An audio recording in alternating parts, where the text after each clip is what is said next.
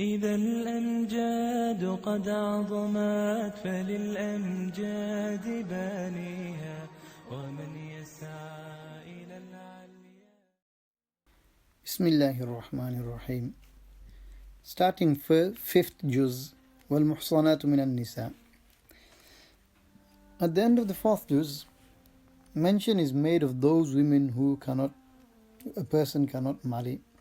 At the beginning of the fifth juz, in completing this discussion, Allah subhanahu wa ta'ala states, besides these women mentioned above, all other women are lawful for you to marry, provided that you seek their hands in marriage with your wealth by paying the dowry as properly married men with the intention of preserving your chastity, and not as fornicators merely to gratify your desires. From these words, where Allah subhanahu wa ta'ala says, from those women whom you derive benefit, some people try to prove the concept of Muta. However, this deduction is completely incorrect. In this verse, Shar'i nikah is mentioned and not Muta. During the period of ignorance, Muta was prevalent. Because the laws of Islam were revealed gradually, this custom remained during the initial period of Islam. However, the prohibition of this was clearly announced later on. In Ibn Majah there is a narration where Rasulullah sallallahu alaihi wasallam said, O people, I have granted permission for Muta, but Allah subhanahu wa ta'ala has now made it haram until Qiyamah. Hence, it is haram. Other important points and topics in this juz are: number 1, in the third ruku, a few basic guidelines have been mentioned to keep one's domestic system in place. The first guideline is that man has been given the rank of the leader and he is the responsible figurehead of the house. Ar-rijalu qawwamuna 'ala an-nisa. And because that group of house in which there is no leader cannot be saved from confusion and division. This leadership does not mean that man is the master and the woman is his slave, but the relationship is like that of a king and his subjects. The second guideline given is that if the wife has a crooked disposition, is disobedient and rebellious, then there are 3 causes of action which could be adopted to try and bring her into the straight path. The first thing to be done is that he should explain and warn of the harmful consequences of the disobedience. If this advice does not have an effect, then the second thing to be done is that the husband should separate himself from the marital bed and should remain aloof from her. If still too she does not understand, then a final resort, in the case where she is in reality being rebellious and has strayed off the path, she may be physically disciplined within the bounds of the Sharia. At this juncture, it is appropriate to remember that the Quran addresses all types of people, be it village dwellers, city dwellers, people living in the desert or in the jungle, honorable people and people of ill temperament, good people and evil people, etc. Everyone.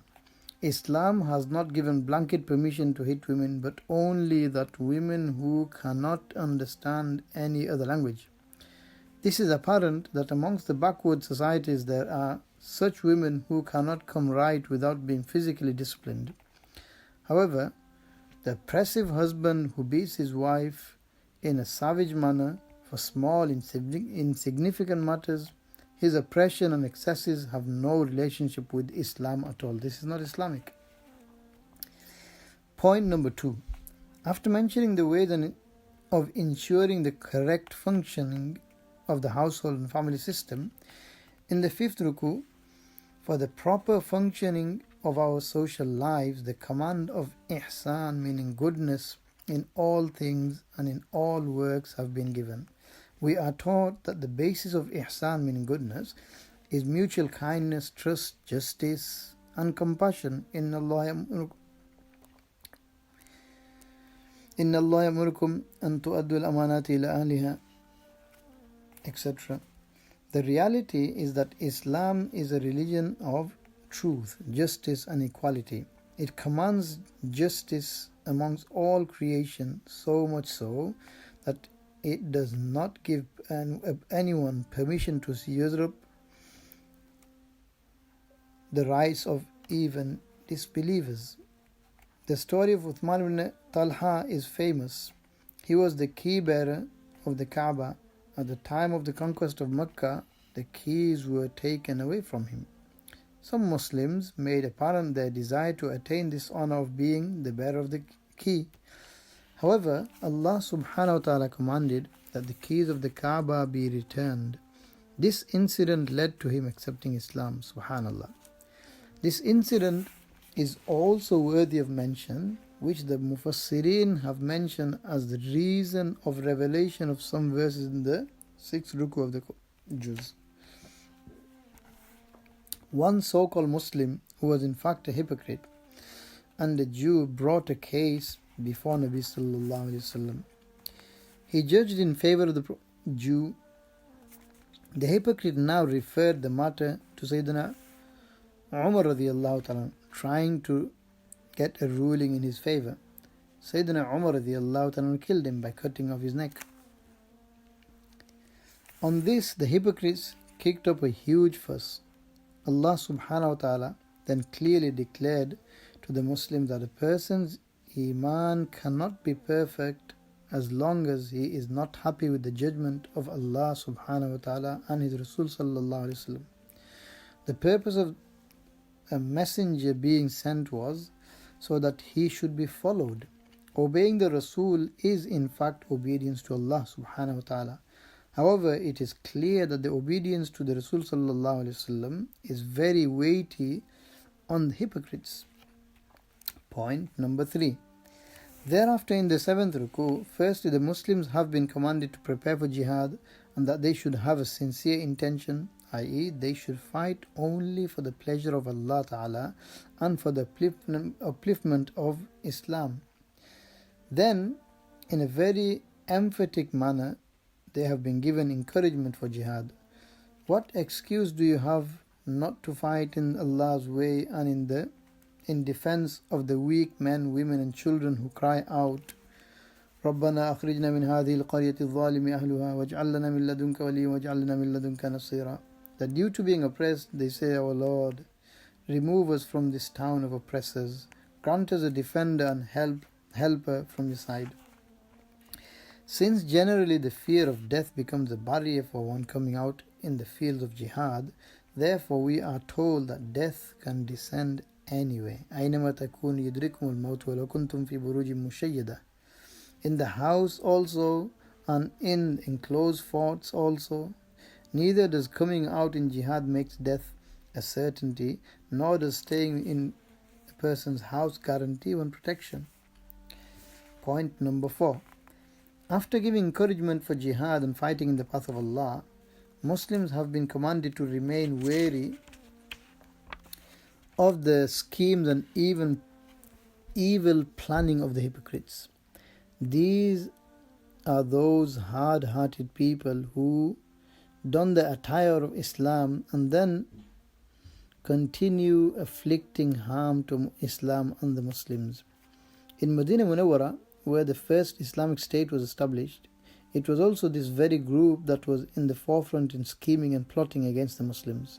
The Muslims were in doubt in passing judgment concerning these unfortunate people when this portion of Surah An-Nisa was revealed, in which their disgraceful actions, secret schemes and their actions based on jealousy and hatred were exposed.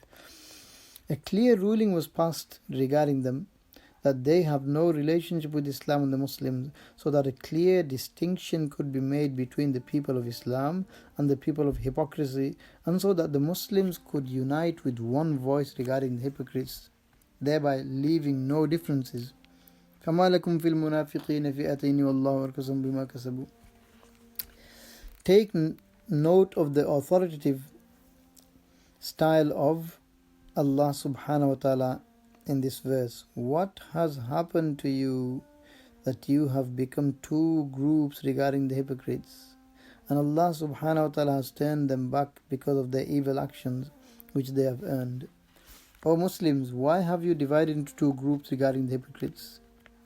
One group is saying that they should be killed because they are our enemies. The other group is saying that they should be dealt with softly because they are our Deeni religious brothers, whereas Allah subhanahu wa ta'ala has returned them to kufr because of their hypocrisy and sinning.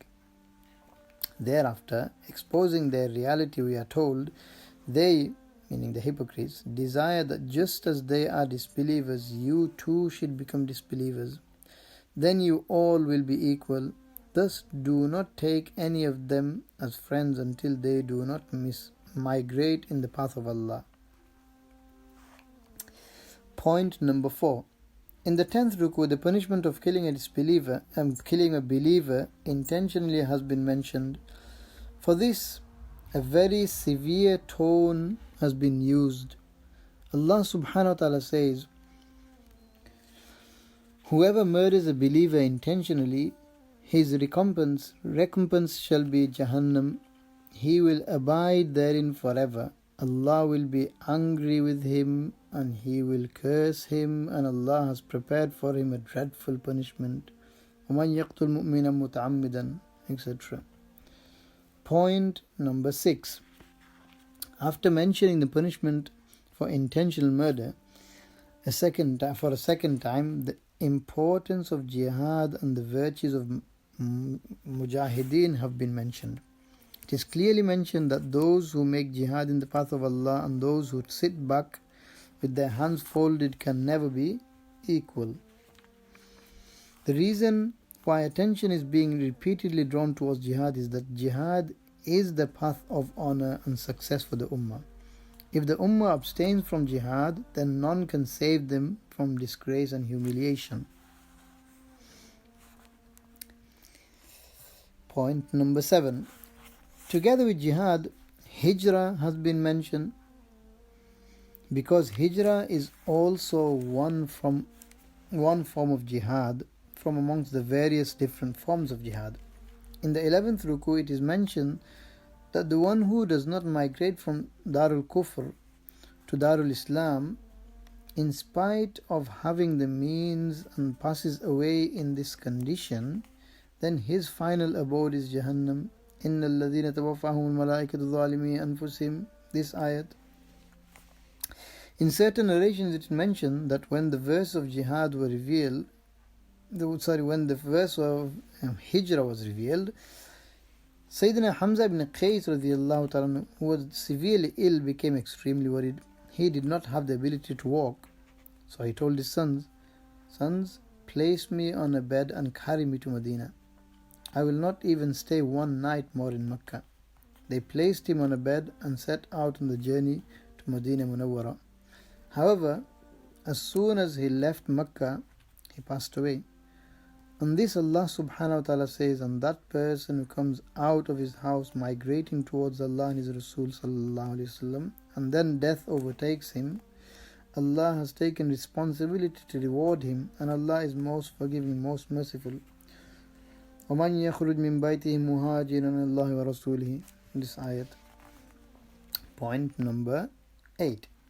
Since during times of war and hijrah, there is a lot of fear, in the 12th ruku, Salatul Khawf, Salah at the time of fear, and the Salah of a traveler has been mentioned. In the 13th ruku, there is indication towards an incident wherein a man had committed theft and thereafter accused a Jewish person.